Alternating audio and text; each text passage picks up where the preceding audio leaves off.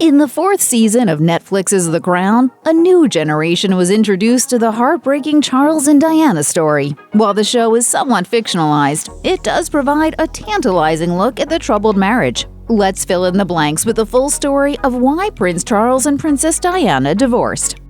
Prince Charles and Princess Diana's marriage was publicly portrayed as a fairy tale romance, and at the time, Diana did think herself in love with Charles. As she told her biographer Andrew Morton, "I remember being so in love with my husband that I couldn't take my eyes off him. I just absolutely thought I was the luckiest girl in the world." Sadly, the truth of the matter was that Charles and Diana were practically strangers at the time of their wedding. In fact, they'd only met a handful of times before tying the knot. In Diana's personal tapes, recorded with her voice coach Peter Settlet in 1992, she revealed that she and Charles had, quote, "met 13 times and we got married." Additionally, in these 13 meetings, Charles and Diana were rarely alone. As royal biographer Penny Junor explained to History Extra, they really didn't know one another at all. While Diana may have thought herself in love at the time of her marriage, it's fairly evident that Charles didn't feel the same way. When asked if they were in love, Charles infamously replied, "Whatever in love means."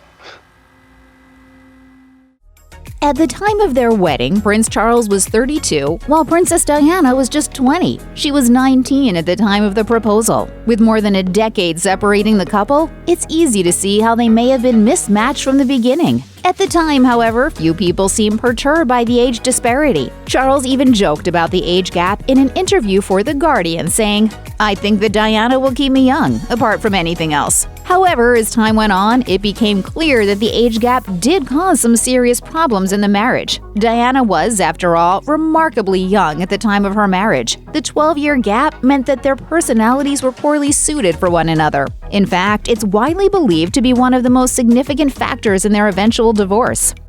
Because of Princess Diana's youth and inexperience, she was woefully unprepared for the dramatic life changes that came with becoming a royal. In The Firm, royal biographer Penny Junor described Diana as being, quote, "little more than a child when she first arrived, totally unprepared for the life that lay ahead and completely out of her depth."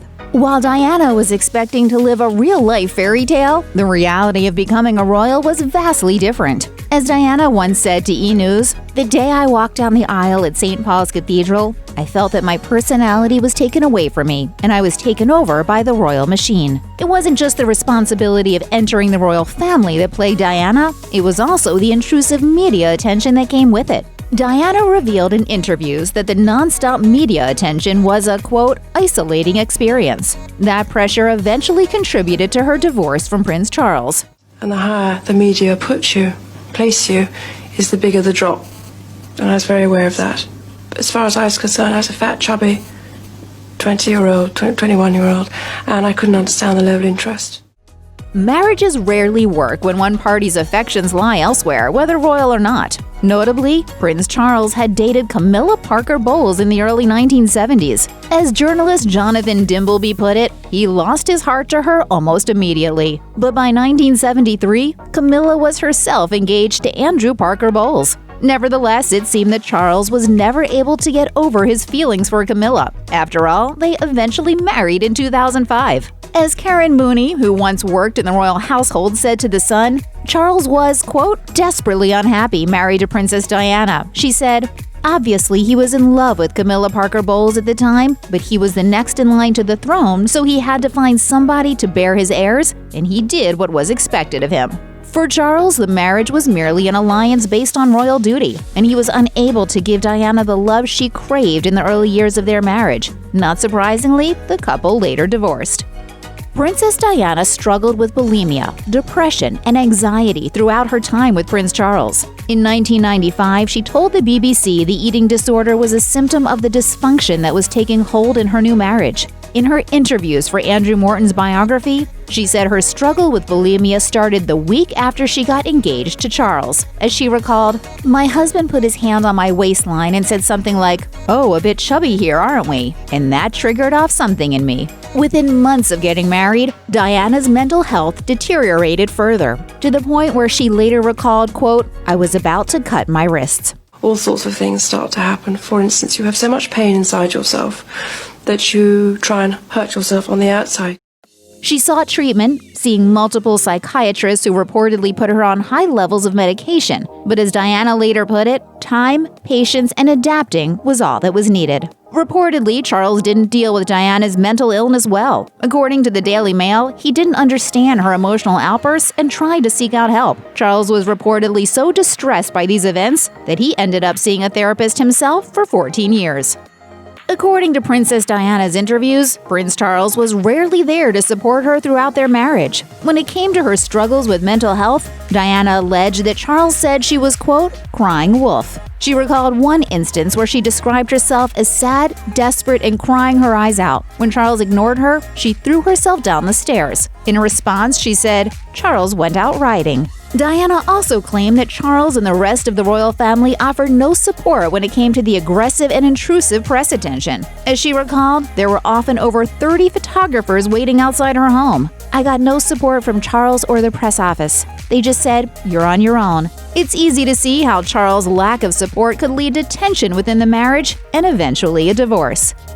During her relationship with Prince Charles, Princess Diana became one of the most popular royals in history.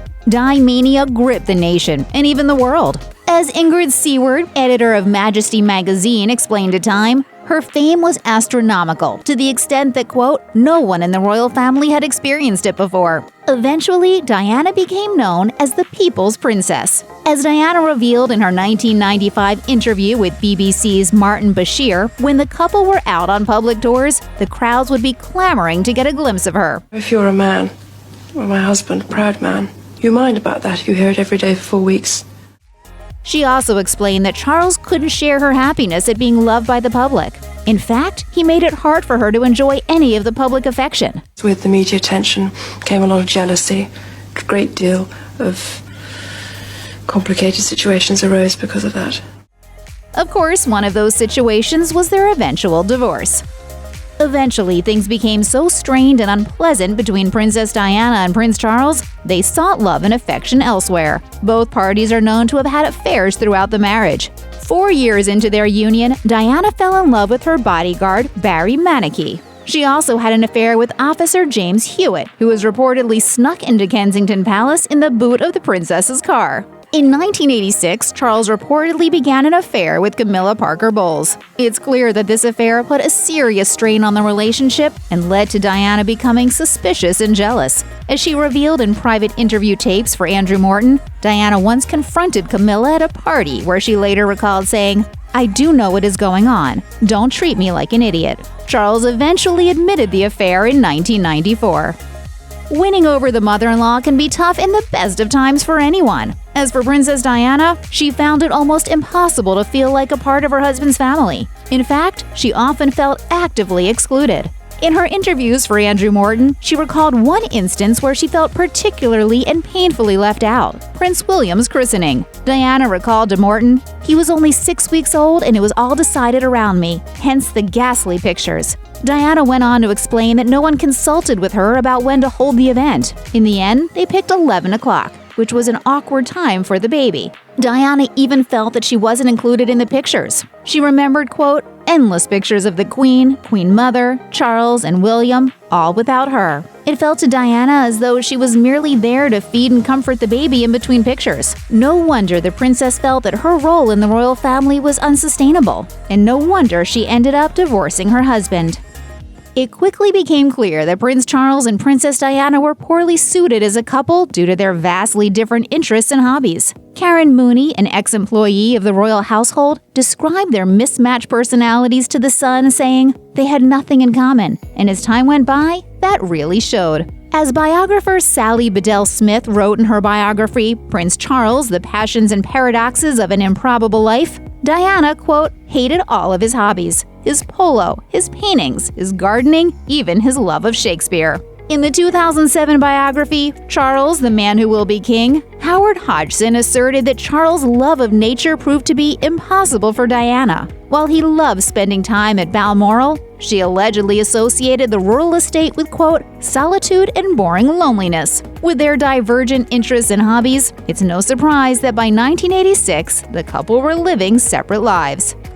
In Princess Diana's tapes, recorded for biographer Andrew Morton, she revealed that tensions rose between her and Prince Charles after the birth of Prince Harry, her second son. Surprisingly, the couple had been going through a relatively calm period prior to Harry's birth. She recalled to her biographer Andrew Morton, "Charles and I were very, very close to each other the 6 weeks before Harry was born, the closest we've ever been and ever will be." She went on to describe that as soon as Harry was born, her relationship with Charles began to fray once again, this time for good. As she put it, quote, "The whole thing went down the drain. After that, it seemed divorce was imminent." Diana explained that she was convinced that Charles had been disappointed not to have a daughter. According to Diana, Charles only wanted 2 children, and he also wanted a girl. It's clear that Harry's birth marked a turning point for the worse in the marriage. After years of tension and unhappiness, Prince Charles and Princess Diana officially divorced after Queen Elizabeth recommended that they do so. The couple has separated in 1992 after years of tabloid speculation about the state of the marriage, so it seemed like a fairly natural next step. However, in 1995, Diana gave her infamous Panorama interview on the BBC, and she revealed that the separation was not her idea. I come from a divorce background, and I didn't want to go into that one again.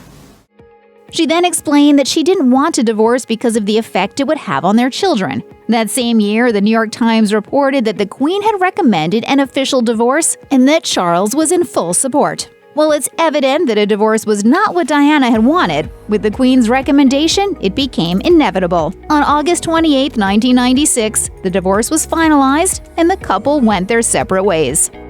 After their divorce, Prince Charles and Princess Diana's relationship settled down, becoming placid and more friendly. As Sally Bedell Smith alleged in her biography, Prince Charles, The Passions and Paradoxes of an Improbable Life, Charles would often visit his ex-wife and chat with her about Princes William and Harry. In the book The Diana Chronicles, author Tina Brown claimed that the relationship was, quote, definitely calming down after the divorce. As Brown wrote, the two spent time together talking about their philanthropies, and once the sting of betrayal had softened, Diana even came around to accepting Charles' relationship with Camilla. Sadly, this new friendship didn't last. Diana was tragically killed in a car crash in Paris in 1997, and Diana's friend Simone Simmons claimed Charles was distraught to learn of the accident. And she told the Daily Mail, Charles only realized he loved her after she died.